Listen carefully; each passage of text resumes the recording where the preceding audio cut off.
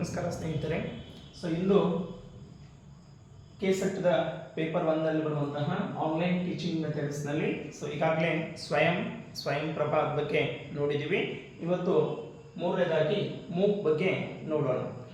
MOOC ಅಂತ ಹೇಳಿ ಅಂದರೆ ಮ್ಯಾಸಿವ್ ಓಪನ್ ಆನ್ಲೈನ್ ಕೋರ್ಸಸ್ ಅಂತ ಹೇಳಿ ಕೂಡ ಕರಿತೀವಿ.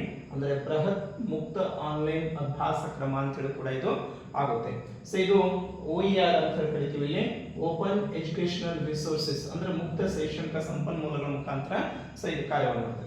ಇದು ಫಸ್ಟ್ ಮೂವ್ಮೆಂಟ್ ಯಾವಾಗ ಪ್ರಾರಂಭ ಆಯಿತು ಅಂತಂದ್ರೆ 2006ರಲ್ಲಿ ಪ್ರಾರಂಭ ಆಗಿತ್ತು. ನಂತರ ಮೂಕ್ ಎಂಬ ಪದವನ್ನು ಮೊಟ್ಟ ಮೊದಲ ಬಾರಿಗೆ ಬಳಸಿದಂತ ವ್ಯಕ್ತಿ ಹೆಸರು ಏನು ಅಂತಂದ್ರೆ ಡೇವ್ ಕಾರ್ಮಿಯರ್ ಅಂತ ಹೇಳಿ.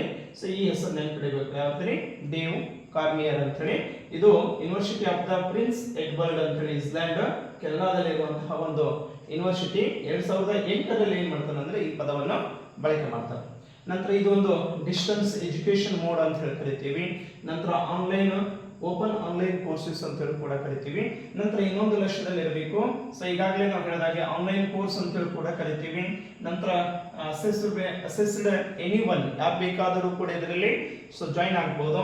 ಎಲ್ಲಿ ಬೇಕಾದರೂ, ಎನಿವೇರ್ ಎನಿ ಟೈಮ್, ಅಂದ್ರೆ ಎಲ್ಲಿ ಬೇಕಾದರೂ ಹೇಗೆ ಬೇಕಾದರೂ, ನಂತರ ಯಾವುದೇ ಸಮಯದಲ್ಲಿ ಬೇಕಾದರೂ ಕೂಡ ಇದಕ್ಕೆ ಜಾಯಿನ್ ಆಗಬಹುದು. ಇದು ಫ್ರೀ ಆಫ್ ಕಾಸ್ಟ್ ಅಂತ ಹೇಳಿ ಕೂಡ ಕರಿತೀವಿ. ಅಂದ್ರೆ ಇಲ್ಲಿ ಯಾವುದೇ ರೀತಿಯಾದಂತಹ ವೆಚ್ಚ ಇಲ್ಲ ಅಂತ ಹೇಳಿ. ನಂತರ ಇನ್ನೊಂದು ಇದು ನೋಡೋದಾದ್ರೆ ಇಲ್ಲಿ new methods of class room learning system ಅಂತ ಹೇಳಿ ಕೂಡ ಕರಿತೀವಿ. ಯಾವುದಕ್ಕೆ? ಆನ್ಲೈನ್ ಸಿಸ್ಟಮ್ಗೆ ಸಂಬಂಧಿಸಿದಂತ ಮೂಕದ ಒಂದು ಭಾಗ ಅಂತೇಳಿ. ನಂತರ ಇದಕ್ಕೆ ಮೂಕ್ ಅಂತ ಒಂದು ಶಬ್ದವನ್ನು ಏನ್ ಮಾಡಿದ್ದಾರೆ ಅಂದ್ರೆ ಪರ್ಯಾಯ ಪದವಾಗಿದೆ. ಅಂದ್ರೆ ಅದನ್ನು ಬೇರೆ ಹೆಸರಿನಿಂದ ಏನಾಗಿದೆ ಅಂದ್ರೆ ಸ್ವಯಂ ಅಂತ ಹೇಳಿ ಕೂಡ ಏನಾಗಿದೆ ಹೆಸರು ಬದಲಾವಣೆ ಮಾಡಿದ್ದಾರೆ. ಅಂದ್ರೆ ಈಗ ಮೂಕ್ ಅಂದ್ರೂ ಒಂದೇ, ಸ್ವಯಂ ಅಂದ್ರೂ ಒಂದೇ ಅಂತ ಹೇಳಿ ಕೂಡ ಕರಿತೀವಿ. ಈಗಾಗಲೇ ಇದು ಪ್ರಾರಂಭ ಆಗಿದೆ ಅಂತ ಅಂತಂದ್ರೆ 9 ಜುಲೈ 2017ರಂದು ಇದು ಪ್ರಾರಂಭ ಆಗಿದ್ದು ಅಂತ ಹೇಳಿ. ಹಾಗಾಗಿ ಮೂಕ್ ಅನ್ನು ನಾವು ಕನ್ವರ್ಟೆಡ್ ಟು ಇಂಟು ಏನಾಗ್ತದೆ ಸ್ವಯಂ ಅಂತ ಹೇಳಿ 9 ಜುಲೈ 2017ರಂದು ನಾಮಕರಣ ಆಯಿತು ಅಂತ ಹೇಳಿ ಕೂಡ ಕರಿಬಹುದು. ಇನ್ನೊಂದು ಲಕ್ಷದಾಗಿರುವಂತ ಒಂದು ಪಾಯಿಂಟ್ ಏನು ಅಂತಂದ್ರೆ ಯಾವ ವರ್ಷವನ್ನು ಏನಾಗ್ತದ ಮೂಕ್ ಇಯರ್ ಅಂತ ಹೇಳಿ ಕರಿತೀವಿ ಅಂತಂದ್ರೆ 2012 ಮೂಕ್ ಇಯರ್ ಅಂತ ಹೇಳಿ ಕೂಡ ಏನು ಹೋಗ್ತೀವಿ ಕರಿತೀವಿ. ನಂತರ ಇನ್ನೊಂದು ಲಕ್ಷದಲ್ಲಿ ಇಡುವುದೇನು ಅಂತಂದ್ರೆ ಮೂಕದಲ್ಲಿ ಮೂಕ್ ಈ ಆನ್ಲೈನ್ ಕೋರ್ಸ್ ನಲ್ಲಿ ಏನಾಗಿದೆ ಅಂತಂದ್ರೆ ಇಂಡಿಯಾ ಎಷ್ಟನೇ ರ್ಯಾಂಕ್ ನಲ್ಲಿ ಇದೆ ಅಂತಂದ್ರೆ ಅದು 3ನೇ ರ್ಯಾಂಕ್ ನಲ್ಲಿ ಇದೆ. ಅಂದ್ರೆ ಮೂಕ್ ವ್ಯವಸ್ಥೆಯಲ್ಲಿ ಇಂಡಿಯಾ 3ನೇ ರ್ಯಾಂಕ್ ಇದೆ. ಫಸ್ಟ್ ಏನಿದೆ ರೀ USA ಅಂತಿದೆ ಅಂತಾನೆ. ನಂತರ ಇಲ್ಲಿ ಬೇರೆ ಹೆಸರಿನಲ್ಲಿ ಇದೆ. ಅಂದ್ರೆ US ದಲ್ಲಿ ಇದು WIZIQ ಅಂತಂದ್ರೆ US ನಲ್ಲಿ, ಅಂದ್ರೆ ಮೂಕದ ಪರ್ಯಾಯ ಪದಗಳು ಅಥವಾ ಪರ್ಯಾಯ ವ್ಯವಸ್ಥೆಗೆ ಏನಂತ ಹೆಸರನ್ನು ಕೊಟ್ಟಿದ್ದಾರೆ. EDX ಅಂದ್ರೆ USA ಅಂತ ಕರಿತೀವಿ. Udemy ಅಂದ್ರೆ USA ದಲ್ಲಿ ಕೂಡ ಮೂಕದ ಪದಗಳು.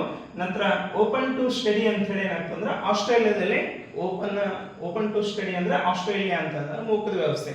ಹೀಗಾಗಿ ಇನ್ನೊಂದು ಲಾಸ್ಟ್ ಪಾಯಿಂಟ್ಸ್ ಏನು ಅಂತಂದ್ರೆ ಯಾವ ಪ್ರಿನ್ಸಿಪಲ್ಸ್ ಮೇಲೆ ಮೂಕ್ ಕಾರ್ಯವನ್ನು ಮಾಡ್ತದೆ ಅಂತ ಹೇಳಿದಾಗ ಸ್ವಯಂ ಮತ್ತು ಸ್ವಯಂ ಪ್ರಭಾ ಹೇಗೆ ಇದೆನೋ ಹಾಗೆ ಇದನ್ನು ಕೂಡ ಏನಾಗಿದೆ ಅಂದ್ರೆ 3 ಪಾಯಿಂಟ್ಸ್ ಮೇಲೆ, ಅಂದ್ರೆ ಅಸೆಸ್, ಕ್ವಾಲಿಟಿ ಮತ್ತು ಈಕ್ವಾಲಿಟಿ, ಈ ಪದಗಳ ಆಧಾರದ ಮೇಲೆ ಏನಾಗ್ತದೆ ಅಂದ್ರೆ ಇದು ಕಾರ್ಯವನ್ನು ಮಾಡ್ತದೆ. ಹೀಗಾಗಿ ಇದ್ರ ಮೇಲೆ ಬರೆದಂತಹ 1 ಮಾರ್ಕ್ಸ್ ಡೆಫಿನೆಟ್ ಆಗಿ ಬರುವಂತದ್ದು ಯಾವುದು ಅಂತಂದ್ರೆ ಮೂಕ್ ಪದವನ್ನು ಮೊಟ್ಟ ಮೊದಲ ಬಾರಿಗೆ ಬಳಸಿದವರು ಯಾರು ಅಂತ ಹೇಳಿ ಬರ್ಬೋದು, ಅಥವಾ ಯಾವಾಗ ಪ್ರಾರಂಭ ಆಯಿತು ಅಂತ ಬರ್ಬೋದು, ಅಥವಾ ಇಂಡಿಯಾದ ಎಷ್ಟನೇ ಸ್ಥಾನದಲ್ಲಿ ಮೂಕ್ ವ್ಯವಸ್ಥೆಯಲ್ಲಿ ಇಂಡಿಯಾ ಎಷ್ಟನೇ ಸ್ಥಾನದಲ್ಲಿದೆ ಮತ್ತು ಪ್ರಥಮ ಸ್ಥಾನದಲ್ಲಿ ಇರುವಂತಹ ದೇಶ ಯಾವುದು ಅಂತ ಹೇಳಿ ಕೂಡ ಇಲ್ಲಿ ಕೇಳಬಹುದು. ಹೀಗಾಗಿ ಇದು ಆನ್ಲೈನ್ ಟೀಚಿಂಗ್ಗೆ ಸಂಬಂಧಿಸಿದಂತಹ ಸ್ವಯಂ ಪ್ರಭಾ ಹಾಗೂ ಮೂಕ ಮಾಹಿತಿಯಾಗಿದೆ.